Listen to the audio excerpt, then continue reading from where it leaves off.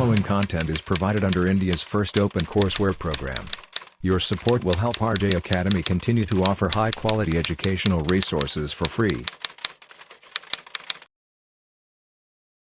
Quantum chemistry में अभी तक आप लोग काफी कुछ पढ़ चुके हो। सबसे पहले आप लोगों ने बेसिक ऑपरेटर अलजेब्रा पढ़ा, जहां पर आप लोगों ने कम्यूटेटर की बात की, हर्मिटिसिटी की बात की और आइगन वैल्यू इक्वेशन की बात की। उसके बाद आपने देखा कैसे आप लोग प्रोबेबिलिटी को कैलकुलेट करते हो, कैसे आप लोग अपने फंक्शन को नॉर्मलाइज करते हो और कैसे आप लोग एवरेज वैल्यूज को कैलकुलेट करते हो। उसके बाद आपने पढ़े पोस्टुलेट्स ऑफ क्वांटम केमिस्ट्री, जहां पर आपको 4 मॉडल्स गिवन है जिनकी स्टडी आप लोग करते हो with the help of Schrodinger equation. और अभी तक आप लोग पार्टिकल इन बॉक्स को पढ़ चुके हो, हाइड्रोजन एटम को पढ़ चुके हो और रिजिड एटम मॉडल को पढ़ चुके हो। अब हम लोग पढ़ने वाले simple harmonic motion for real system. अभी तक जितना भी आपने एसएचओ पढ़ा है वो सारा की सारा रियल कंडीशन के ऊपर बेस्ड था, लेकिन अब हम लोग उसका थोड़ा पर्टर्बेशन करेंगे और देखेंगे कि आपका वाइब्रेटिंग मॉलिक्यूल कैसे बिहेव करता है रियल सिस्टम के अकॉर्डिंग। तो स्टार्ट करते हैं इस क्लास को, लेकिन उससे पहले इंट्रो।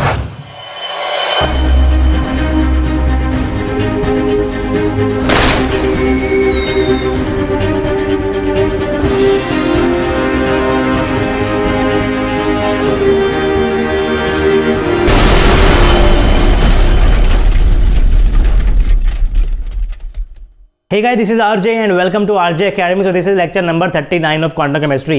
अभी तक हम लोग काफ़ी कुछ पढ़ चुके हैं। अगर आपने प्रीवियस वीडियोस नहीं देखी हैं तो आपको ज़्यादा कुछ नहीं करना है, आपको सिर्फ और सिर्फ RJ Academy के YouTube चैनल के ऊपर जाना है। वहाँ पर जाकर आपको प्ले सेक्शन के अंदर क्वांटम केमिस्ट्री की अलग से प्लेलिस्ट देखने को मिल जाएगी। स्टार्टिंग से ऑन कर लो, सब कुछ आपको समझ में आएगा। बिल्कुल बेसिक से मैंने आपको हर छोटी छोटी बातें बताई हुई है। अगर आप लोग फर्स्ट टाइम आए मेरे चैनल के ऊपर, चैनल को सब्सक्राइब नहीं करते, चैनल को सब्सक्राइब भी करना है और सब्सक्राइब करते हुए आपको बेल आइकन भी प्रेस करना ताकि आपके पास नोटिफिकेशन पहुंच जाए जब भी मैं यहाँ पर कोई नया वीडियो अपलोड करूँ। लास्ट लेक्चर हम लोग पढ़ रहे थे कि आपके पास जो सिंपल हार्मोनिक ऑसिलेटर मॉडल जिसको आप लोग क्या बोलते हो, एसएचओ बोलते हो, इसको आप लोगों ने अभी तक कैसे पढ़ा है, with the help of Schrodinger equation पढ़ा है। और श्रोडिंगर इक्वेशन का यूज करते हुए आपके पास जहां पर भी क्या था, वी था, आपने यहाँ पर क्या पुट किया था, हाफ के एक्स स्क्वायर को आपने यहाँ पर पुट कर दिया था। यानी कि आप लेकर चले थे अपनी पोटेंशियल एनर्जी को इज इक्वलेंट टू हाफ के एक्स स्क्वायर, जिसको आप लोग कहां से बताते हो, हुक्स लॉ से बताते हो। तो वी आप यहाँ पर क्या था, हाफ के एक्स स्क्वायर आपने पुट किया था, अपने इक्वेशन को सोल्व किया था, बस क्या निकल गए थे, वेव फंक्शन निकल गए थे। आपने वहां से पूरे एसएचओ को अभी तक पढ़ा हुआ है। तो बेसिकली आप समझते हैं कि आपके पास जो वी इक्वल टू हाफ के एक्स स्क्वायर है, अगर आप लोग इसका पोटेंशियल एनर्जी कर्व को ड्रॉ करोगे तो वो ड्रॉ करा हुआ कर्व आपको क्या बताएगा,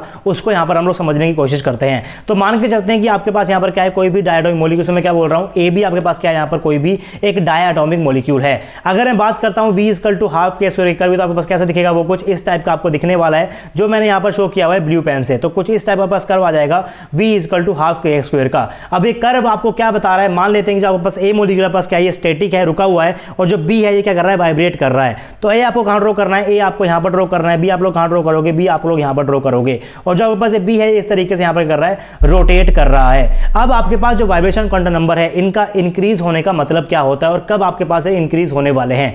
अगर मैं यहां पर इस ए बी डायटोमिक मॉलिक्यूल के टेंपरेचर को इंक्रीज करूंगा, ये देखा गया है लैब के अंदर कि अगर आपके पास कोई भी डायटोमिक मॉलिक्यूल होता है, उसके टेंपरेचर आप लोग राइज करोगे तो एक टाइम के बाद आपका जो बॉन्ड होगा इन दोनों के बीच में क्या हो जाएगा, आपके पास ये टूट जाएगा। जो आप लोग क्या बोलते हो, डिसोसिएशन एनर्जी बोलते हो। कितनी एनर्जी देने के बाद आपका ये बॉन्ड टूट जाएगा, उसको आप क्या बोलते हो, डिसोसिएशन एनर्जी बोलते हो। उसको आप लोग कैसे कैलकुलेट करते हो, with the help of vibration spectra he calculate करते हो। मॉलिक्यूलर स्पेक्ट्रोस्कोपी एप्लीकेशन होती है क्वांटम केमिस्ट्री की। आप लोग जो भी पढ़ते हो स्पेक्ट्रा के अंदर, वो सारी की सारी एप्लीकेशन किसकी है, क्वांटम केमिस्ट्री की है। तो मान लेते हैं जो यहाँ पर ए है आपके पास यहाँ पर रुका हुआ है, बी आपके पास यहाँ पर है, बी क्या कर रहा है, यहाँ पर इस तरीके से वाइब्रेट कर रहा है। अगर आपके सराउंडिंग का टेंपरेचर 25 डिग्री सेल्सियस है, बस क्या करेगा, मान लीजिए कहाँ पर है, एन इक्वल टू 2 के अंदर है, यानी कि जो आपके पास बी है कुछ इस तरीके से कर रहा है, धीरे धीरे वाइब्रेट यहाँ पर कर रहा है। आपने टेंपरेचर को इंक्रीज किया, क्या हो जाएगा, उसके बाद आपके पास जो एन इक्वल टू कहाँ चला जाएगा, वो एन इक्वल टू 10 में चला जाएगा। तो जैसे ही आपके पास वाइब्रेशन क्वांटम नंबर इंक्रीज होने पास क्या होने जाएगा, बी मॉलिक्यूल है किस क्या करेगा, ये इस तरीके से यहाँ पर वाइब्रेट करने लग जाएगा और भी तेज वाइब्रेट करेगा।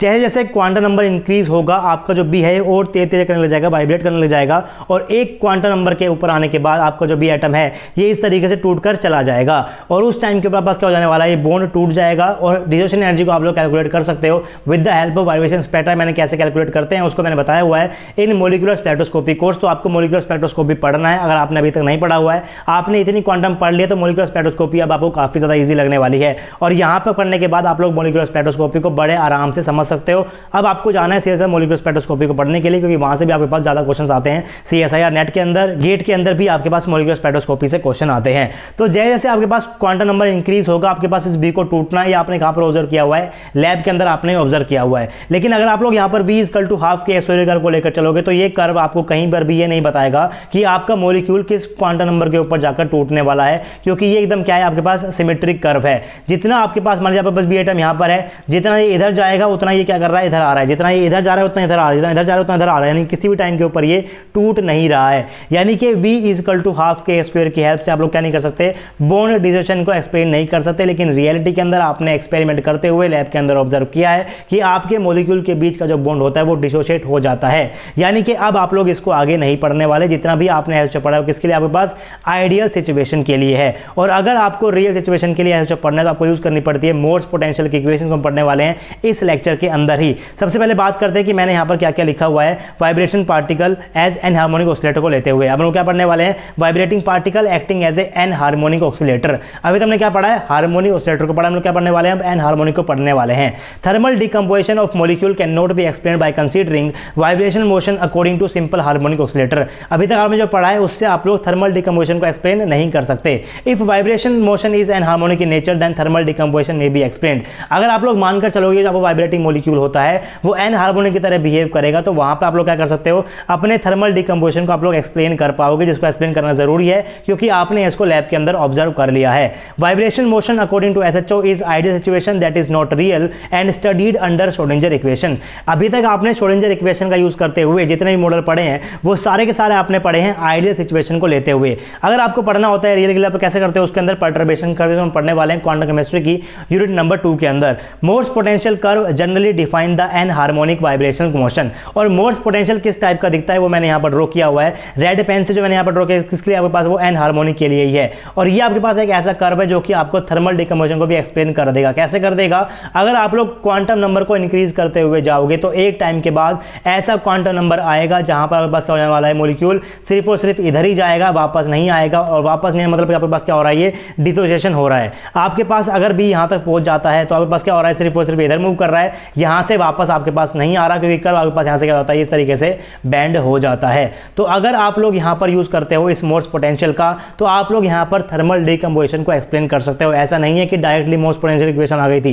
पहले आपके पास क्या था, v इक्वल टू हाफ के स्क्वायर की इक्वेशन थी, लेकिन इससे आप लोगों ने क्या किया, थर्मल डिकम्पोजिशन आप लोग इसको एक्सप्लेन नहीं कर पाए। तो उसके बाद बहुत सारी इक्वेशंस और आई, काफी ज्यादा इक्वेशंस आई थी, उसके अंदर से मोर्स पोटेंशियल को मोस्ट एक्सेप्टेबल माना गया क्योंकि उससे आप लोग थर्मल डिकम्पोजिशन को अच्छे से एक्सप्लेन कर सकते हो और बाकी सब फिनोमिना को भी आप लोग एक्सप्लेन कर सकते हो। डिफ्यूजन एनर्जी को आप लोग कैसे निकालते हो उसको आप लोग पढ़ते हो मॉलिक्यूलर स्पेक्ट्रोस्कोपी के अंदर, तो उसको आप लोग प्लीज देख लेना अब, क्योंकि मॉलिक्यूलर स्पेक्ट्रोस्कोपी कोर्स को आप लोग पूरा फॉलो कर सकते हो, आपको वो पूरा समझ में आएगा। और जब मैंने यहाँ पर ड्रॉ किया था मोस्ट पोटेंशियल, इसकी कुछ एप्लीकेशंस होती है, इसके कुछ नाम होते हैं, इनको भी आप लोग पढ़ लो। एप्लीकेशन क्या है कि आप लोग यहाँ पर किसी भी डायटोमिक मॉलिक्यूल की डिसोसिएशन एनर्जी को इजीली कैलकुलेट कर सकते हो। इसकी इक्वेशन आप लोग कैसे रिप्रेजेंट करते हो, v is equal to D into में 1 minus e raise to the power minus ax whole square. अब बेसिकली आपके पास यहाँ पर ये डी आपके पास क्या होता है, dissociation energy from the bottom of potential energy curve. बिल्कुल बॉटम से अगर आप लोग यहाँ पर जाओगे जिस क्वांटम नंबर के बाद मॉलिक्यूल ब्रेक हो रहा है, अगर आप लोग इनका डिसोसिएशन क्या बोलते हो, आप लोग डिसोसिएशन एनर्जी बोलते हो, क्या बोलते हो, डी बोलते हो। बिल्कुल बॉटम से आपको लेना है, लेकिन आपका मॉलिक्यूल हमेशा कहाँ होता है,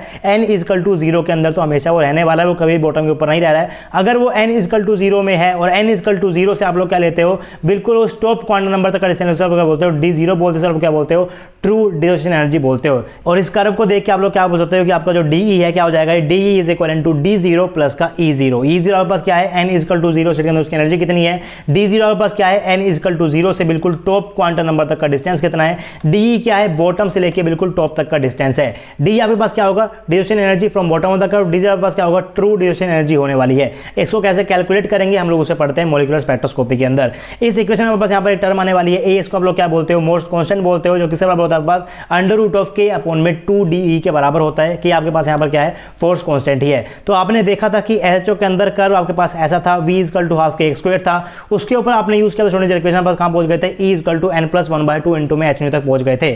सेम उसी तरीके से मोस्ट ऑफ जो इक्वेशन होने वाली है, v equal to D into 1 minus e raise to the power ax का होल स्क्वायर, इसके ऊपर हम लोग क्या यूज करते हैं, परटर्बेशन मेथड को यूज करें, हम लोग कहां पहुंच जाओगे, e is equal to n plus 1/2 into में h nu minus n plus 1/2 का whole square, h nu xc के पास आप लोग पहुंच जाओगे। ऐसे आप लोग क्या बोलते हो, n हार्मोनिसिटी कांस्टेंट बोलते हो। जिस तरीके से आपने v इक्वल टू के स्क्वायर के ऊपर श्रोडिंगर इक्वेशन का यूज कर आप लोग पहुंच गए थे इस एनर्जी की टर्म तक, सेम उसी तरीके से हम लोग क्या करने वाले हैं, मोर्स की इक्वेशन तक क्या यूज करेंगे हम लोग, परटर्बेशन को यूज करेंगे, हम लोग कहां पहुंच जाएंगे, इस इक्वेशन तक पहुंच जाएंगे और एनर्जी की आपके पास जो एक्सप्रेशन होता है उसकी इक्वेशन बहुत इंपॉर्टेंट है, क्योंकि वहां से आप लोग क्या कर सकते हो, एनर्जी लेवल्स को ड्रॉ कर सकते हो। इसकी एप्लीकेशन क्या है, इसको हम लोग आगे कैसे पढ़ते हैं, कहाँ पढ़ने वाले हैं, इसको मॉलिक्यूलर स्पेक्ट्रोस्कोप के अंदर पढ़ने वाले हैं, इसको हम लोग यहाँ पर ज्यादा नहीं पढ़ेंगे। अब जो बातें मैंने आपको यहाँ पर आज बताई है, इसके ऊपर से आपके पास स्टेटमेंट वाइज क्वेश्चन आ सकते हैं। क्वेश्चन आए भी हुए हैं, टी4 एग्जाम के अंदर कुछ क्वेश्चन आए हुए हैं, वो क्वेश्चन मैंने यहाँ पर लिए हुए हैं। क्वेश्चन नंबर 1 मैंने यहाँ पर लिखा हुआ है, which of the following statements are true. एक क्या लिखा हुआ है, for a harmonic oscillator potential the spacing between adjacent energy levels remain constant with increasing quantum number. B आपके पास क्या है, फॉर ए मोस्ट potential oscillator potential the spacing between adjacent energy levels increases with increasing with vibration quantum number. तो अगर आपको energy के levels बनाने हैं तो आपको पता होना चाहिए कि इनकी इक्वेशंस क्या होती है। तो इक्वेशंस आपको निकाल लिए कि आपके पास एनर्जी एक्सप्रेशन कैसे होता है, तो आपके पास एनर्जी लेवल्स कैसे आएंगे। अगर बात करता हूं हार्मोनिक आपस की क्या था, E = n+1/2 इंटू में h था। अगर मैं पुट करूंगा n को 0 क्या निकल जाएगा, हाफ h निकल जाएगा। मैंने पुट किया n को 1 तो क्या निकल जाएगा, 3/2 h निकल जाएगा। मैंने पुट किया n को 2 क्या निकल जाएगा, 5/2 h निकल जाएगा। मैंने पुट किया n को 3 क्या निकल जाएगा, 7/2 h निकल जाएगा। और अगर मैं इनके बीच का गैप दूंगा, बस क्या निकल कर आने वाला है, वो h ही निकल कर आने वाला है। यानी कि spacing between energy lines in case of harmonic पास क्या होने वाली है, सेम ही होने वाली है। लेकिन अगर आप लोग इसी कंसेप्ट का यूज करते हो, बस यहाँ पर इक्वेशन क्या होने वाली है, E = n+1/2 इंटू में h n+1/2 का होल स्क्वायर h तो आपके पास देखोगे कि आपके पास जो स्पेसिंग बस यहाँ क्या हो जाएगी, h - 2 h यहाँ पर क्या हो जाएगा, h - 4 h यानी कि यहाँ पर क्या है 2 हो रहा है, यहाँ पर क्या होगा 4, ऊपर क्या आएगा 6, फिर क्या आएगा 8, यानी कि स्पेसिंग यहाँ पर क्या होती है आपके पास, डिक्रीज होती जा रही है। यानी कि अगर सिचुएशन होने वाली है आपके पास हार्मोनिक की तो स्पेसिंग सेम रहेगी, अगर हो गया पास एन हार्मोनिक पास क्या हो रही है, स्पेसिंग आपके पास डिक्रीज होने वाली है। अब दोबारा से पढ़ते हैं उन ऑप्शंस को। ऑप्शन आपसे क्या थे, पहले क्या है, for a harmonic oscillator the spacing between the energy lines remain constant, यानी कि आपके पास ये क्या है, सही है। उसके बाद यहाँ पे क्या लिखा हुआ है, फॉर ए मोस्ट potential oscillator potential the spacing between adjacent energy levels increases with increasing vibration quantum number. आपने भी देखा है कि ये डिक्रीज होंगी, ना कि आपके पास इंक्रीज होंगी, यहाँ बस होने वाली गलत हो जाने वाली है। थर्ड क्या है, harmonic oscillator use to explain the bond dissociation. मैंने गलत बताया कि आप लोग हार्मोनिक का यूज करते हुए डिसोसिएशन को रिप्रेजेंट नहीं कर सकते, आपको क्या जाना पड़ता है, मोर्स के पास जाना पड़ता है। Morse oscillator can be use to explain the vibration of molecules. ये बिल्कुल सही बात है, यानी कि आपके पास क्या हो जाएगा, फर्स्ट और 4 ऑप्शन पास यहाँ पर क्या है, ट्रू है, यानी कि ऑप्शन सी आपके पास यहाँ पर क्या हो जाने वाला है, सही हो जाने वाला है। आपको यहाँ पर लाइन की स्पेसिंग बनाकर देखनी है। मैंने आपको बताया हार्मोनिक कैसा कैसा होता है, लेकिन आपको यहाँ पर एन हार्मोनिक का भी देखना है। आपको क्या करना है, एन को पहले 0 पुट करना है, फिर क्या करना है, आपको एन को 1 पुट करना है, फिर आपको क्या करना है, एन को 2 पुट करना है। इस तरीके से आप लोग पुट करते जाओगे, आपके पास एनर्जीज निकलती जाएंगी। फिर आप लोग क्या करोगे, इनके बीच का गैप आप लोग जब देखोगे, आपको क्या देखोगे, यहाँ पर ये डिक्रीज होता हुआ जा रहा है। तो बहुत सिंपल क्वेश्चन, ज़्यादा मुश्किल क्वेश्चन आपके पास यहाँ पर नहीं आया है। स्टेटमेंट वाला क्वेश्चन आपके पास CSIR नेट के अंदर भी आए हुए हैं। एक क्वेश्चन मैंने कब का लिखा हुआ है, CSIR नेट जून का आपके पास एक क्वेश्चन है, 4 मार्क्स का आपके पास एक क्वेश्चन आया था जून के अंदर, 2018 के अंदर 4 मार्क्स का आपके पास एक क्वेश्चन था। क्वेश्चन क्या है, the correct statement about the symmetry of eigen function of 1D SHO। आपके पास यहाँ पर क्या है, 4 स्टेटमेंट है। स्टेटमेंट क्या है, all eigen functions are even function, all eigen functions are odd function, the eigen function have no odd even symmetry. Fourth आपके पास है, all eigen functions are either odd और इवन। तो आइगन फंक्शन को आप लोग सिंपल फंक्शन से भी रिलेट कर सकते हो। आप लोगों को पता है कि आपके पास जो 1D SHO था उसके कॉरस्पॉन्डिंग आपके पास ये फंक्शंस कैसे कैसे निकल गया था। आपने वहां पर ग्राफ भी ड्रॉ किया था, आपने देखा था कि साइज वाले पास कुछ इस टाइप का आएगा, साइज वाले पास कुछ इस टाइप का आएगा, साइड वाले पास कुछ इस टाइप का। आपने कहां पर कहा था कि आपका जो वेव फंक्शन होता है वहां पर 2 पार्ट्स होते हैं, एक हर्माइट का होगा, पास क्या होगा, एक्सपोनेंशियल का होगा। एक्सपोनेंशियल हमेशा क्या होने वाला है, सिमेट्रिक होने वाला है। देखिए सिमेट्रिक को आप लोग क्या बोल सकते हो, इवन भी बोल सकते हो। सिमेट्रिक को आप लोग इवन भी बोल सकते हो, एसिमेट्रिक को आप लोग क्या बोल सकते हो, ऑड भी बोल सकते हो। सिमेट्रिक, इवन, जीरेड आपके पास एक टाइप का कैरेक्टर शो करता है केमिस्ट्री के अंदर, तो सिमेट्रिक को आप लोग इवन भी बोल सकते हो। तो आपको पता है कि आपके पास साइज 0 पास ये क्या होने वाला है, आपके पास सिमेट्रिक होगा, यानी कि आपके पास क्या होगा, ये इवन होगा। साइज वाले पास यहाँ पर क्या होने वाला है, ऑड होने वाला है, यानी कि आपके पास ऑड भी होने वाला है, आपके पास क्या होने वाला है, इवन भी होने वाले हैं। ना तो सारे ऑड होंगे, ना तो सारे इवन होंगे, आपके पास कुछ ऑड होंगे, आपके पास कुछ क्या होने वाले हैं, इवन होने वाले हैं। यानी कि आपके पास यहाँ पर क्या हो जाएगा, option 4, all eigen function are either odd, और आपके पास क्या होने वाले हैं, इवन होने वाले हैं। तो ऑड होंगे या तो इवन होंगे, ना ही आपके पास सारे इवन है, ना ही आपके पास सारे ऑड हैं, और आपके पास ऑड इवन तो यहाँ पर होने वाले हैं ही। यानी कि आपके पास यहाँ पर क्या हो जाएगा, ऑप्शन नंबर 4 आपके पास यहाँ पर सही हो जाएगा। अब नेक्स्ट हम लोग पढ़ने वाले हैं हायर डायमेंशनल के SHO, यानी कि 2D SHO और 3D SHO। यहाँ पर पास 2 टाइप SHO होने वाले हैं, एनिसोट्रोपिक SHO और आपके पास क्या आएंगे, आइसोट्रोपिक SHO आएंगे। किसको आप लोग बोलते हो आइसोट्रोपिक, किसको आप लोग बोलते हैं एनिसोट्रोपिक, और इनके एनर्जी एक्सप्रेशन कैसे आने वाले हैं, उसके लेवल के डायग्राम कैसे आने वाले हैं, और फिर वहां से हम लोग क्या पढ़ने वाले हैं, डीजेनरेसी को पढ़ने वाले हैं। पार्टिकल इन 1D बॉक्स को पढ़ा, फिर हमने क्या पढ़ा, पार्टिकल इन 2D बॉक्स, फिर हमने क्या पढ़ा, particle in 3D box. 2D के अंदर और 3D के अंदर इंपॉर्टेंट आपके पास क्या होता है, डीजेनरेसी इंपॉर्टेंट होती है। सेम आपके पास यहाँ पर भी क्या आने वाली है, डीजेनरेसी आने वाली है। और डीजेनरेसी कैसे आती है, कब आती है, आने के बाद क्या क्या चेंजेस आएंगे और किस तरीके से आप लोग निकाल सकते हो, वो सारी बातें हम लोग करने वाले हैं नेक्स्ट लेक्चर के अंदर। तो आई होप कि आपको लेक्चर पसंद आया होगा। अगर आपको लेक्चर पसंद आया, आपको वीडियो वीडियो अच्छी लगी तो आपको वीडियो को लाइक करना है, कोई ना कोई कमेंट आपको जो छोड़ना है। अगर मेरे चैनल के ऊपर नए हो, सब्सक्राइब नहीं करो, चैनल को सब्सक्राइब भी करना है, सब्सक्राइब करते हुए बेल आइकन भी आपको प्रेस करना है। अगर आपको मेरा काम अच्छा लगता है तो आप आरजे अकेडमी को फाइनेंशियल हेल्प भी कर सकते हो। आप लोग हमें गूगल पे कर सकते हो, फोन पे कर सकते हो या फिर पेटीएम कर सकते हो। Any support is highly appreciable guys, ताकि आपके सपोर्ट की हेल्प से हम लोग आपके लिए नए नए कोर्सेज लाते रहें एकदम फ्री। आपसे मिलेंगे नेक्स्ट टाइम, तब तक के लिए पढ़ते रहिए, पढ़ाते रहिए, खुश रहिए। Thank you very much.